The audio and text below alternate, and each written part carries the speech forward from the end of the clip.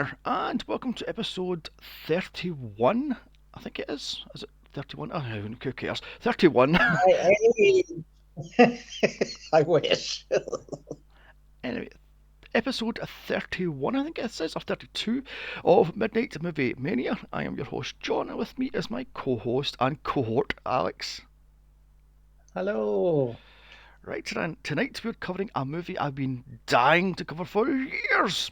Serial Mom from John Waters from 1994. But try as I might, I could not find this Blu-ray or DVD or even VHS for love nor money. Well, for money I could. The Blu-ray sells for a ridiculous £80.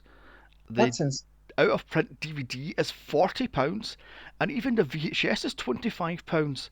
Fuck that! I mean, VHS. yes, VHS, yes, No. Wild.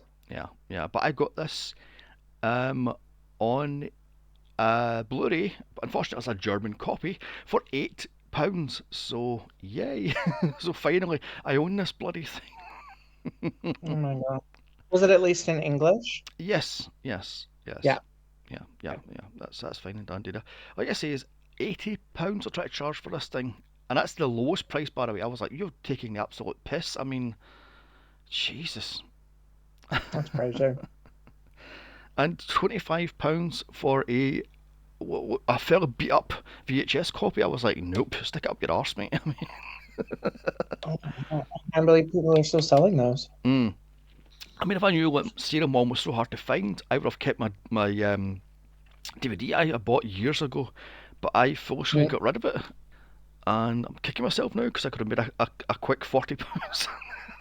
hmm So, now see, this is one of these movies I used to rent the fuck out of back in the 90s. So I must have seen this about, oh god, 20, 30 times. So, yeah. Yes, what about yourself? It's a really good movie. It's very, very rewatchable. hmm hmm I don't know how long ago I first watched it. It's probably since I moved to Canada, actually. I don't think I watched it back home. So within the past 20 years sometime. mm mm. Like I said, But yeah, one of I used to rent the fuck out of this thing on VHS. That's how old I am. And my I used to rent this. I think it was like sometimes two, three times a month, because I just loved how deliciously unhinged Kathleen Turner is in this. How she just snaps at a drop of a hat, and she's just deliciously insane in this. So yeah, Yeah, she's yeah, fantastic. yeah, yeah. But also, um, John Walters got the quote-unquote kid cast just before they all blew up. Ricky Lake was 1 year into her iconic 90s talk show, whatever you call that thing. Matthew Lillard was a year from Scream, and Justin Whalen was a year or two from The New Adventures of Superman TV show, where he Oh, blew up as the second Jimmy Olsen. Because the original Jimmy Olsen was too handsome, and Dean Cain goes, "No, fire him. Bring me in somebody a lot more ugly, so to speak." So Justin Whalen was hired. So, although I'm sure it was oh, done that's more PC than that, I'm guessing. hmm You said Ricky Lake was already a year into her talk show at that point? Yes, yes, it started in '93, I believe. Wow. I I thought she was much younger than that in the movie. I mean, her character probably, but I Yeah, didn't think that she was. Hmm. yeah, yeah. I'll get back to her character and Matthew Lillard's character later on. But yeah, I was stunned when I looked up their ages. I'm like, no way. And the ages they're playing, I'm like, really? Jesus. Mhm. Um, but onto the trivia that I found for this. John Waters was charged $60,000 for the opening credits of Annie. I'm like, you've got to be joking me. He paid 60 grand for that. Oh my God. Well, it Because, was worth it. yes, yes, it was worth it, yeah, yeah. But because of the film's tone, the owners of Annie went, no, no, no, we can't have a beloved musical. And and it's like, oh, fine then. So they paid him the 60 grand for the whatever the opening is, what, 30 seconds or 40? I have no long. Mhm. Um, This one made me giggle. The ASPCA wouldn't allow a real fly to be killed, so the dead fly is actually raisins mixed with cranberry sauce. So when Kathleen Turner kills the fly, that's a fake fly. That They wouldn't let them kill a fly. yes, yes, yes. I mean, That's insane. that made me laugh. I couldn't before this morning reading that one because you've got to be joking me. It's a fly. There's millions of the fuckers. I mean, billions even. So, the Wow. band Camel Lips is a real band called L7, and I think that's a real song they were singing. So, and this Mm-hmm. blew my mind when I read this. Julie Andrews up for Beverly Sutherland. Yes, Julie Julie Andrews. Andrews? Yes. I want to see that Oh version. yes, I yes, mean, Kathleen Turner was fantastic, but that would be truly unhinged. yes, yes. And apparently, so was Sigourney Weaver and Michelle Pfeiffer. So Michelle Pfeiffer, I can see. Hmm. Sigourney Weaver, I'm not sure, but Julie Andrews, yes. Show me Mary Poppins as Hmm. a serial killer. Surely Sigourney Weaver would have been too young. Well, no. Yeah. I don't know. Bearing in Maybe mi- not. bearing in mind, Beverly is supposed to be 35 in this, so mm, But no. yes. Kathleen Turner looks like she's in her 50s. Catherine Turner was 42 in this, I think. Remember right off the top of my head. So Well, yeah, okay. yeah, yeah, yeah. Like I says, I want to see the Julie Andrews version. I want to see that so bad, but like I said, Michelle Pfeiffer would be good, but she would be laying too much into her Catwoman persona. I'm guessing so. Mm, Kathleen Turner Hmm. just worked, so there we have that one. When was Batman Returns? 92, Was so it that was after? no, Oh, it it was was just before. before. Yeah, so it's 2 years before. So she'd be laying too much into her Catwoman persona. So, mm. Yeah, um, I don't see her. and apparently the other actresses that John Waters went to says, "Give me the script, I'll read it, but I want to make changes." And he's like, "Nope, no Mhm. changes to my script." And the only person that says, "I'll do it," was Kathleen Turner because she got the humour and the satire, and she got the quips, and she got the playing the perfect mom, and then she underneath is a serial killer. So he went, "You're hired." Oh, So yeah, that's awesome. yeah, yeah. So on to the cast. We have Kathleen Turner, Sam Waterston, Ricky Lake, Matthew Lillard, Justin Whalen, Patricia Dunnock, Mary Joan Catlett, and Mink Soul, or as I know her, Minky Soul. The Hmm. plot: a picture-perfect all-American housewife and mom goes on a killing spree to take revenge on anyone that ticked her off. From a bully teacher to an flossing, rather, so I say unflushing, unflossing dental patient to the old crabbity bitch that simply will not rewind a bloody VHS tape. All see the ire of the serial mom, as the press call her. The thing is, can she get away with this thing? Find out here. So there's a quick plot summary for this thing. So the movie opens up on the Sutphin family. Beverly, played by Kathleen Turner, Eugene, played by Sam Waterston, daughter Misty, played by Ricky Lake, and son Chip, played by Matthew Lillard.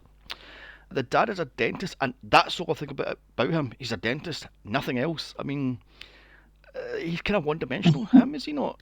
Misty is a man crazy man eater who runs a stall at a local flea market. She's supposed to be 16, by the way. And Ricky Oh, Lake was 26 in this. oh my. I thought she was supposed to be like a college Yeah, that's what I student. thought, but no, the two are in high school. Chip is the assistant manager at a local video shop. He's supposed to be 17, and Matthew Lillard was 23 at the time. So, Oh, it's not bad. mm. And Beverly, or Bev, as I'm going to call her, is a stay-at-home mom obsessed with serial killers. However, hides it behind the mask of the perfect mom and wife which I just love. I mean, she goes, "I don't use the brown word, Chip," and stuff like that. Don't say hate; it's such a strong word. And it's like, oh God. Like I say, Kathleen Turner plays this to the hilt, and I love it for it. I mean, it's just genius. Yeah. And I love how um, Misty picks up a fully signed Village People LP or record, and she goes, "Hey Chip, can I get 50 cents for this?" And he goes, "You make it a buck." That thing sells for over $200 today. So, Oh wow. Yeah, the prices are crazy. yeah, vinyl is ridiculous. I mean, God Almighty. And one of Bev's pet peeves is chewing gum, because I guess it just chews on her nerves then. I love the fact how she goes, "Misty, is that gum you're smacking in your mouth?" "Yeah, I'm sorry, Mum, it's sugar free." She goes, "Spit it out." And that's so gross. So Beverly hands out breakfast. And by the way, how much food does she hand out? She hands out fruit bowls, she hands out toast, Mhm, breakfast cereal, and then scrambled eggs. How much food do you mhm. need? I mean, I always think it's crazy when I watch a movie and or a TV show and the breakfasts always seem like so huge. mhm, Um, but nobody ever eats it, that's true. Yeah, they always, which is always really wild to me. mm, yeah, it's I'm always like, little I'm bits. lucky if I can like muster up the energy to make cereal. Mm, yeah, yeah. Yeah, I'm about what 2 or 3 slices of toast in the morning, and that's me, and a cup of coffee, and that's me sorted. So, Mhm, yeah, I just love the fact how she gives him like quite a large bowl of fruit, and she goes, "There you go, did," and there's like multiple cereal brands on the table. I'm like, what the hell? And they're all eating like toast. And she goes, "Who wants eggs?" mhm.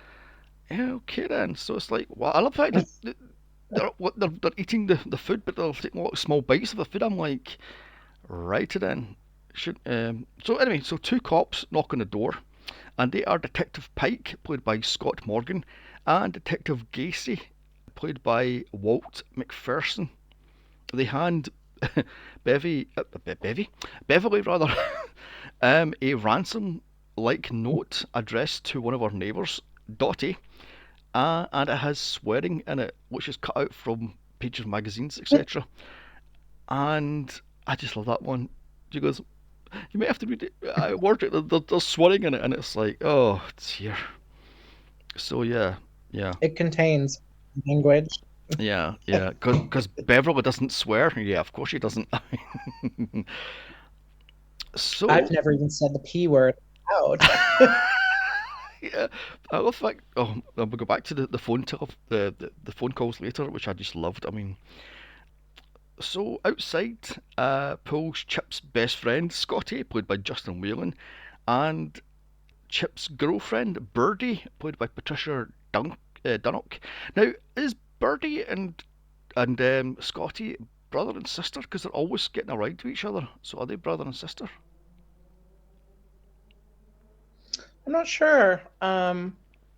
I didn't get that impression just because later in the movie when they uh, find him in a compromising position, I didn't get the impression that it was her house as well. Okay then. Okay then. Okay then.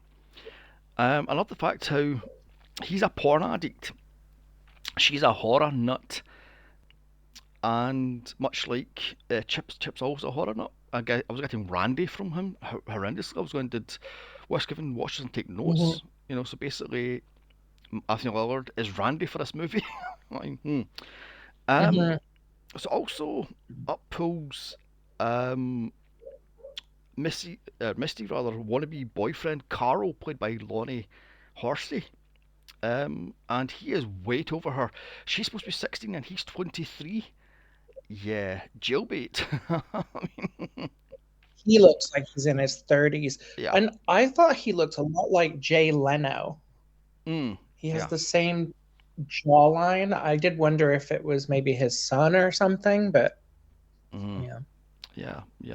I'm not sure at all. But I just realised that they dropped the later on in the movie. He's 23, and she's supposed to be 16. Is that even legal? I mean, Well, no, probably not in Baltimore. mm, mm. So with the family gone, Bev calls Dottie, to phone prank her, and Dottie is played by Mink Stoll, and Beverly torments Dottie because she stole her car parking space at a supermarket months earlier. I love how petty she is. She's a complete. I mean, it's just genius how petty she is. Oh my god. And she goes, "What is it? 212, fuck you," and stuff. This is your telephone number. You cocksucker, you fucking bitch, and all that stuff. It's like, oh, Jesus. Listen to your mouth, you fucking whore. It's like, oh my god. I'm sorry, when I first saw this, I was on the floor howling with laughter. I could not move for laughing. And so she puts it on. She goes, "Well, I'm Mrs. Whatever it is from the telephone company." And she goes, "Tell me what it is." Mhm. She goes, "Oh, she called me this Alex thing. Let's see off, you fucking whore." It's like, oh god. So up walks, or rather in walks, the nosy neighbour, Rosemary, played by Mary Jo Catlett, to deliver Beverly a sewing kit.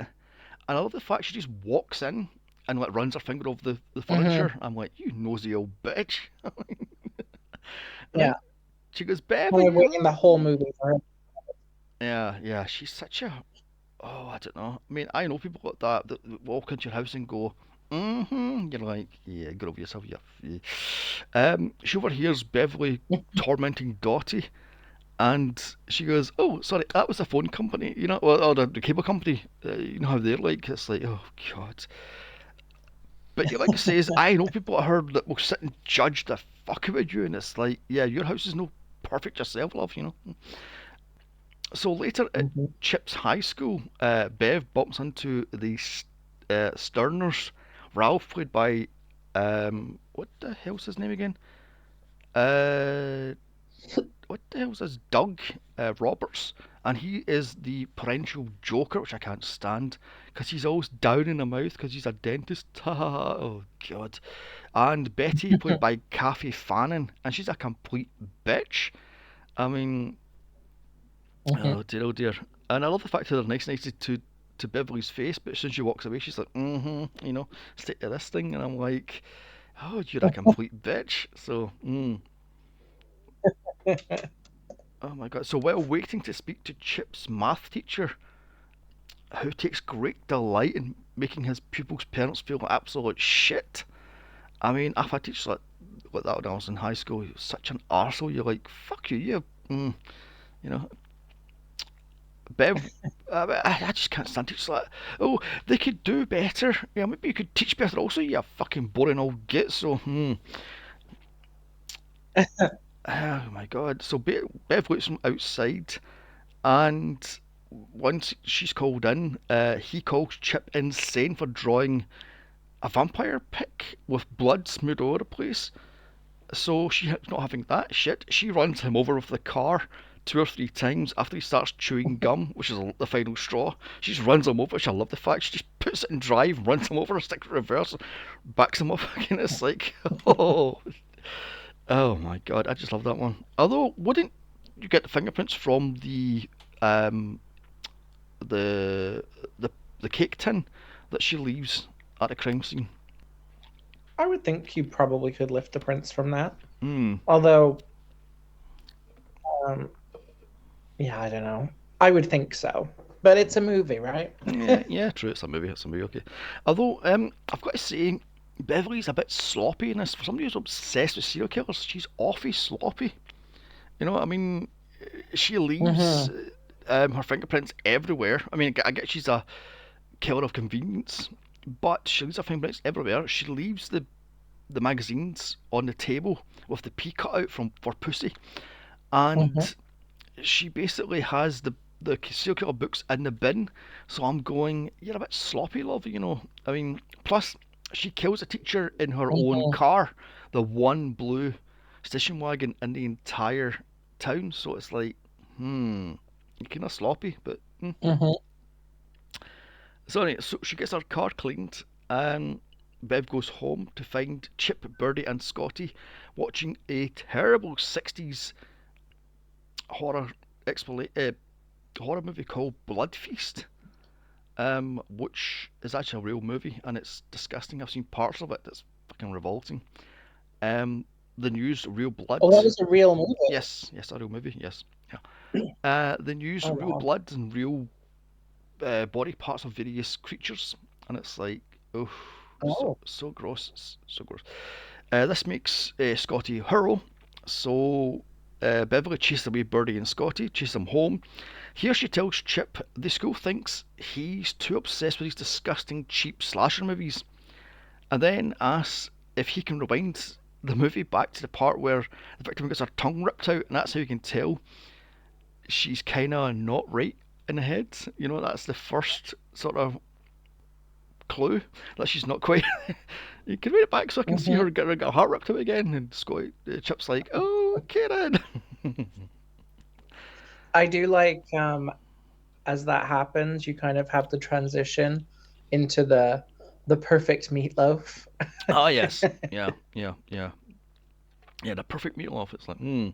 So at dinner, Rosemary runs over to tell Bev to check the news as Chip's teacher has been killed, found dead. And I've got down here, Barry, is it me or is that news reporter on TV wearing the exact outfit that Gail is wearing in Scream? Oh. She's wearing the sort of lime green suit that Hmm. the first time you see Gail. I'm like, is that a recycled? Oh, I haven't picked up on So yeah, yeah. I mean, I love the fact Chip's like, good. He was an asshole. And it's like, oh dear, oh dear. And that night, Beverly jumps Eugene's bones in the most hilarious sex scene ever filmed. As down the hallway, the kids overhear it in disgust. I just love that one. And he's like, "Shh, the kids will hear you." She's like, "I'll be quiet." And, oh yeah, and it's like, oh Jesus,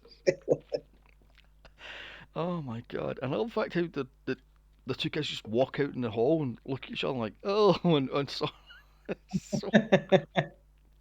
so gross. So next morning, Saturday, Ralph Sterner calls Eugene with a dental emergency. And this takes Bev off because she's supposed to go and see some sort of bird that was supposed to be there for the weekend. And the husband's like, "Oh, you can go and see it next week." No, it's a one weekend thing. So, as outside her window, she spots Rosemary pointing to the house as the cops investigate the math teacher's death. She points at the car and points at her trash, and I'm like, "You grassing old bitch." So, I mean, and I've got down here. Um, they were supposed to go bird watching as a couple. So why not just tell this guy you're going to have to make an appointment for Monday instead of going, oh, my tooth's infected, da da da da da. And I'm going, no, mate, take a few painkillers and they'll get back to you on a Monday. Crying out loud. So, Hmm. Oh, by the way, he gets a root canal. Now, I've had a root canal, and there is no chance in hell he would be eating less than 8 hours later. So I'm calling bullshit. I mean, so uh, downstairs, Misty is in tears as Carol has stood her up. I'll kill him, the bastard! I was like, oh god. Oh my god.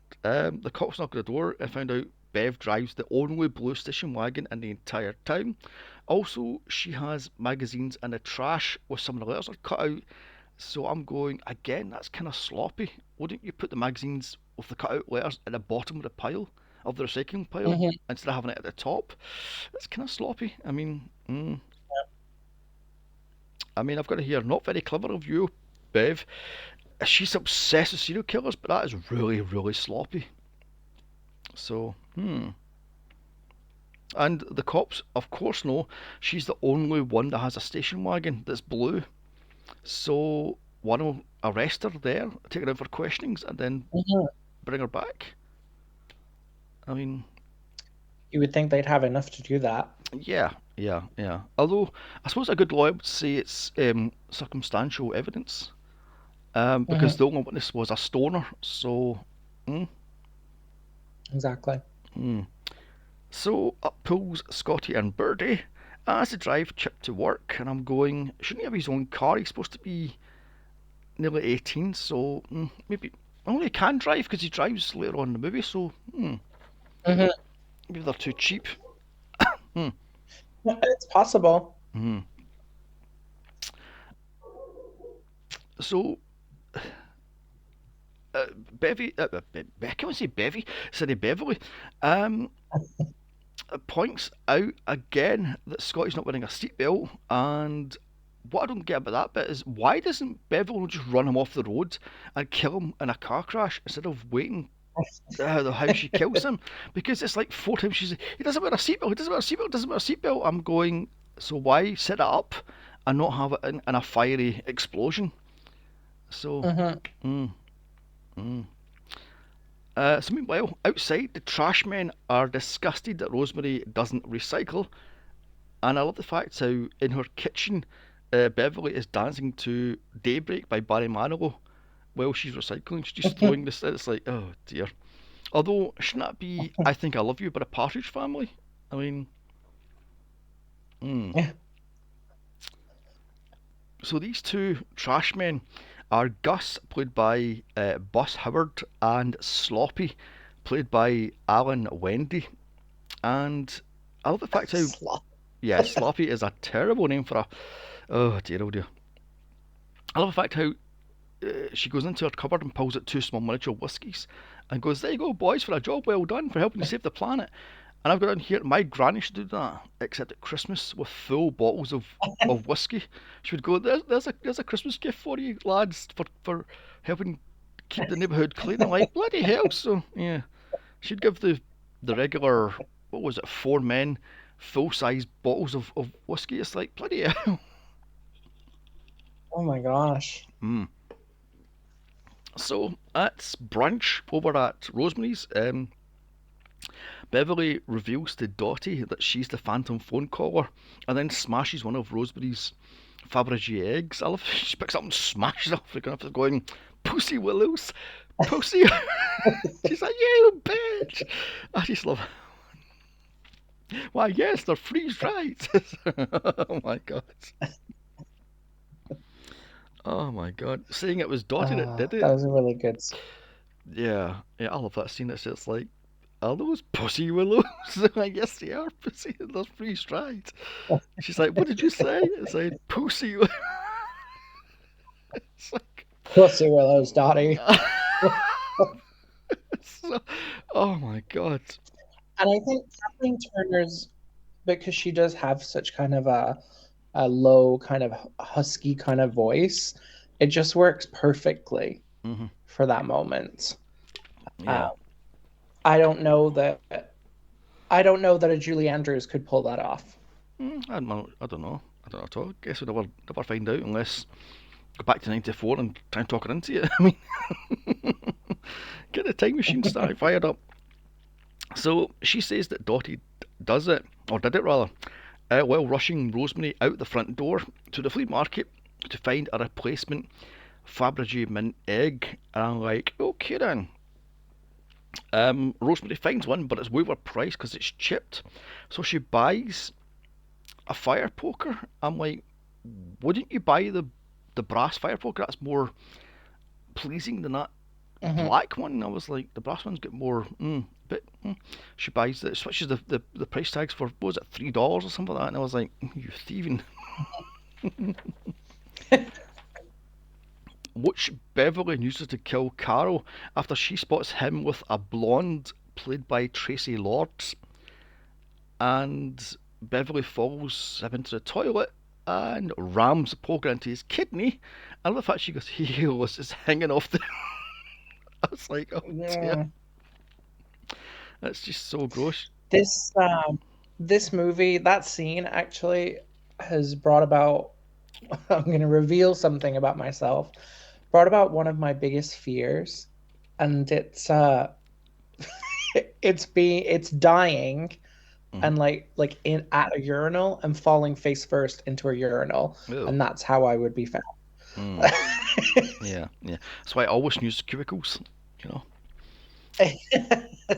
If I'm gonna die in a bathroom, I'm gonna be sitting down. Yeah. Just keep your ear away from the person talking to himself in the next stall, you'll be fine. I mean, Yeah, that's me. I mean, I love that one. She just charges at him with the poker and rips out his kidney. And she's like, "Ooh." She's afraid to touch it. It's like, and Yeah. she just flushes him, which I love. Oh my god! Although, wouldn't she wash the blood off in the sink and then go, "There you go, Rosemary. There's your You would think, yeah, yeah, wipe again, down." like you said, sloppy, which is kind of odd when you consider her character in general. Like you think that she would be more on top of that kind of stuff. Yeah, especially if she's read multiple serial killer books. I was like, wouldn't you give it a quick rinse off in the sink and wash off your Yeah. handprints? And mm, mm. But well, like I say, she's more of a killer of convenience. So she probably just saw the poker and went, "Oh, to hell, but he deserves to die because he made my daughter cry, so he deserves his death." By the way, Hmm. all seen by the pervert Marvin Pickles, played by Tim Calagano, who's looking through a glory hole because, of course, there's a glory hole. I mean, oh my god. Meanwhile, back at Eugene's dentistry, he's going all marathon man on Ralph's teeth. I love that one. He's like drawing away. It's so a teeny wee bit of the fillings came loose. I'm gonna have to fix it. I'm like, yeah, with what, no drugs. I mean, he doesn't even offer him any injections or nothing. So the cops show up to tell Eugene they found about books, Bev's books and her reading habits, mostly serial killer books. And I've got in here, it doesn't prove anything. I was big into serial Yeah. killers in the 90s, so that proves nothing. I mean, Yeah, I found that part kind of weird because he says, "Oh, well, they're probably my son's Chips books." mhm. They're like, "No, they were purchased with your wife's credit card." Like a parent couldn't purchase books for their child. Yes, exactly. Yeah, yeah. Yeah. Mm. I guess that's circumstantial evidence, but it's pretty damning if you put it all together. So the cops then uh, see Misty's reaction to Carl's death, and they now have proof. I'll go again, arrest Beverly then. I mean, even question her because they've got the murder weapon right there. Because Rosemary's going, "Oh my God, what's this red stuff? It's blood." No, God, Bev, you've got some doodle on your shoe. And she's like, "Don't just hit it in the hand," sort of thing. Again, these are sloppy and bad cops. I mean, Hmm. arrest her and take her in for questioning. You've got the murder weapon right there. Test the blood for the guy's blood, and boom. I mean, Yeah. but dear oh dear. So at home, Eugene searches the bedroom and finds Bev's secret stash of serial killers stuff, including a tape from Ted Bundy from Death Row. It's like, oh God. Actually voiced by John Waters. So there, Yes. there with that one. Also, I love she's a picture of what was that guy's name? Richard Speck. And I'm going, oh dear God. Mm, that's so that's so bad. Um, so it cuts back to Chip's video store while they're watching Straight Jacket, and in walks Misty to tell him Beverly is completely nuts. Oh my God, she's bloody Marilyn Manson. Oh, no, Marilyn Manson, Charles Manson. Godmother with Charles Manson. Yeah, no dear. So then it cuts to dinner, and the family is on pins and needles, knowing that Beverly is the killer. Meanwhile, Rosemary and Dottie tell the cops what they know about Beverly. And I've got down here, one will just hand over the poker because it still has the Hmm. blood and the gore on, also Beverly's fingerprints on it. So, slam dunk, end of game over for Beverly, but nope. I mean, it's like, dear oh dear. So Chip lets slip during dinner that Scotty thinks Beverly is the killer and cue him ring off. The family plus the cops think she's going to kill Scotty, but nope, it's the Sterners. Um, I love that one, but she just. By the way, why did she decide to pick on him? I mean, because it was a misdirect sort of thing. Because Hmm. uh, hmm, Beverly guts Betty with Rosemary's craft scissors from the sewing kit from earlier, and then chases Ralph around the house with it, throwing him at him, which I just loved. It's like, and then kills him with an aircon unit. It just lands on his head, and that's him dead. It's like, oh dear, as he's running for his life, I was like, oh dear, oh dear. Meanwhile, the Stutfins break into Scotty's house, thinking his moans are that of pain. Well, nope, it's more of pleasure, as he's wanking off to some vintage porn. I'm like, yeah, I take it that was his fetish was vintage porn, because all the stuff he's looking at was from the 50s, 60s, and 70s. Mhm. So he must have vintage porn kink. Yeah, the lady with the enormous breasts. Mm. Yeah, yeah. It's like, oh dear, can't be good for your back, love. I mean, um, yeah, yeah. What the hell's? Oh my God, she was a famous 60s and 70s porn star, and I can't remember her name off the top of my head. It was actually in the trivia, and I meant to take a note of it, but never mind. Um, I love the fact how they all break into the house, and Scotty's like, oh no, and they all break in. He's like, oh no.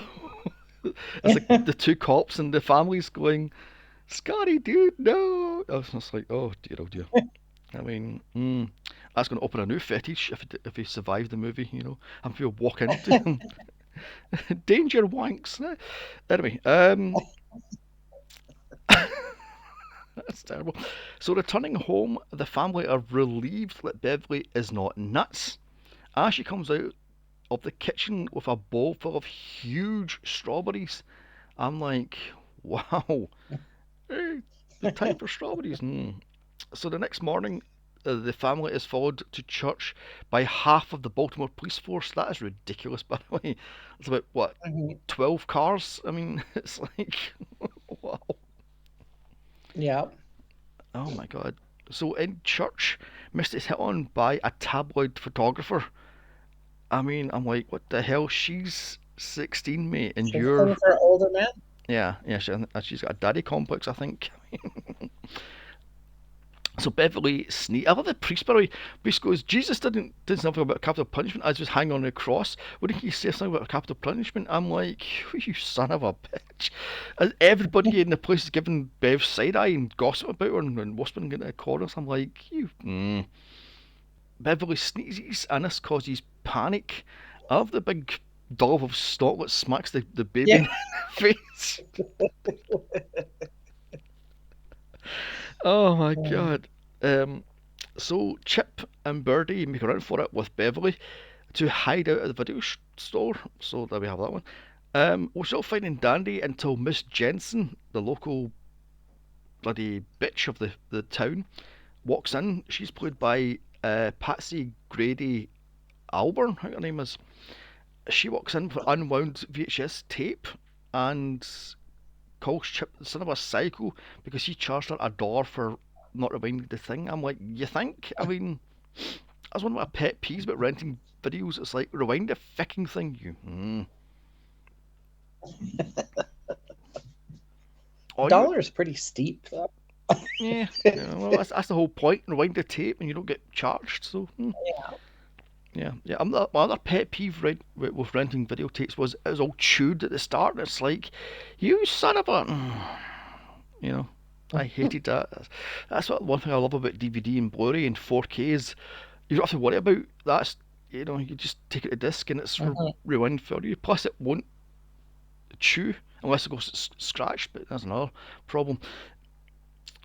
So Beverly follows her home, breaks in, and kills with a leg of lamb as she's singing "The Sun of Clouds Tomorrow" from Annie, which I love. I love how she gives the dog a part of the roast lamb, and then just smacks the shower with the Mhm. like a lamb. I like that it's a movie with a killer and they don't kill the dog. Yes, yeah, yeah, yeah. I also like that I'm she was holding a weapon Mhm, to begin with, and she makes the decision to, oh no, wait, I'm gonna use a leg of lamb mhm. instead. And then gives the dog it to eat, so there's no evidence. I'm like, Yeah. what the hell? Yeah, so she's thinking that one. So, hmm. So, like I says, Scotty has followed her, and he's seen this. Beverly is after him next, which I love. She chases him to the town, I don't know, rock joint.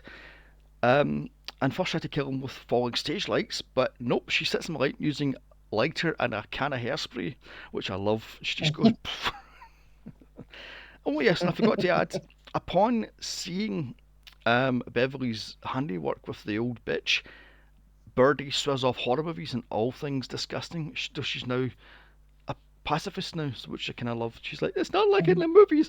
It's brown. It's not red. Oh.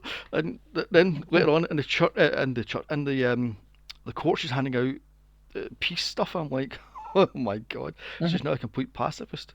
Oh dear, I mean, I still love that one. It's like, although, in saying that, shouldn't the lead singer of the band be done for manslaughter? Because she spits vodka on him and he goes Yeah. up. So, that's manslaughter, love. Oh dear, yeah, like I said, that's manslaughter.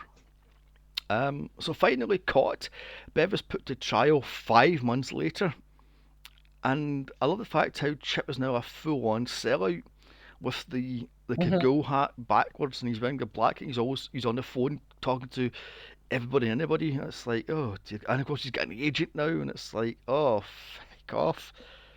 He's trying to sell the rights to a TV movie. Would you go for an actual movie, not just a TV movie? Starring Suzanne Summers. Yes. All expense spared there. So Birdie is now a liberal against violence. Misty is still a man eater, but she's now with the photographer, and Eugene is terrified of Beverly, as you would be. Beverly fires her lawyer after he ignores her, pointing out juror number 8, who has white shoes after Labor Day, which. Um, Oh my god. So Beverly then takes out every single witness. First up is Dottie by making her swear. You fucking bitch! And well, I'm just standing here. I'm not doing anything, Your Honour. It's like, oh, yes. Hope you get the chair, you fucking bitch. Oh, dear. Um, Next is the pothead who saw Beverly run over a teacher, but she's too far stoned to give a shit. She's like, it was blue, the car, not the mhm. person. So she's out she's thrown. Although wouldn't have done that before. I mean, she's unreliable witness. You think? Mm. Hmm. Yeah, Um, I wouldn't have put her on the stand. no, no, no, no. Next, it's the cops who've been after Beverly the whole movie. Beverly uses the trashman to dig up dirt on him, so to speak, on one of the cops who is like a magazine, Chicks with Dicks. It's like, don't judge a book by its cover. It's like, oh, God. Um, and Rosemary is next. As Beverly points out, it was indeed her fire poker, and Carol bought the Franklin Mint Fabergé egg that she wanted. Also, it was her scissors found at the crime scene. So, did she kill them and Hmm. framing Beverly for it and sort of thing? So, Hmm. finally, the next day, finally, she Sharon Stones the pervert from the toilet as she's sitting flashing. I'm like, oh my god. Although, shouldn't the judge see that from where he's sitting? I mean, hmm. You would think because she's leaning pretty far back in her chair. Mm-hmm. Mm-hmm. So with that, the jury leaves to discuss and then return to find Beverly is innocent. Now set free to go, Beverly kills juror number 8 for wearing white shoes after Labor Day. Your mother should have told you. Fashion's changed. No, it hasn't. Just brains him with a phone hook, and it's like, oh my god. Suzanne Summers, who's going to play her in the TV miniseries, is shocked. She's going to play her. The family leave with Beverly, very uneasy, as Beverly just stares into camera as credits then roll. So that was Serial Mom. Catherine Turner is delightfully insane, unhinged in this. She is perfect for this. I mean, anybody else, I don't think it would work. She is No. unhinged and all the better for it. The dark Yeah. comedy is pitch black and razor sharp, pointing at America's obsession with the media, violence, serial killers, and instant fame years before murder podcasts, Instagram, and the Mhm. internet. So, what'd you say about this? I'd be interested to see what a murder podcast would think about the case of Beverly Sutphin. That'd be Mm, kind of interesting. Um, it's a fantastic movie. Kathleen Turner was definitely the only one who could do this justice, I think. Although I'm still intrigued how Julie Andrews might have fared in the role. yes. It would definitely be an interesting spin. Um, I do wonder, if she would have even done it just because of her, um, what do you call it? Icon status. Yeah, like I feel like it's kind of unexpected for someone like that, kind of like when Robin Williams did a serial killer. Mm-hmm. Mm-hmm. Mm, Yeah. yeah, whatever. Photoshop, I believe that was called. Yeah. 20 24-hour photo? Oh, was that what it is? I thought One it was hour 1 hour. photo? Something like Yeah, that. something like that. Yeah, so would you watch this again? Yes. Would I recommend Mhm, this? Yes, I would. What about yourself? mhm. Yeah, absolutely. I watch it all the time. And yeah, I can't recommend this movie enough. Yeah, yeah, exactly. Exactly. Now, you can follow us on Instagram at Midnight Movie Mania Pod. You can follow me on Instagram at Here's Johnny Some29, and you can follow Alex at Mr. underscore Alexander with an I. we're also on Blue Sky at Here's Johnny's Pods, I believe. And Alex is at Also Mr. underscore Alexander with an I. okay then. Now, usually we're doing two a month, but this month got away from me because of my bloody back and neck. So you're only getting one podcast this month, but not to worry. Next month we're back to doing two. So what is next podcast? I guess we'll have to wait and see. I don't think we picked the list yet. Oh dear. Right then. Now, all I can say is never piss off a sociopath and never wear white after Labour Day. Bye.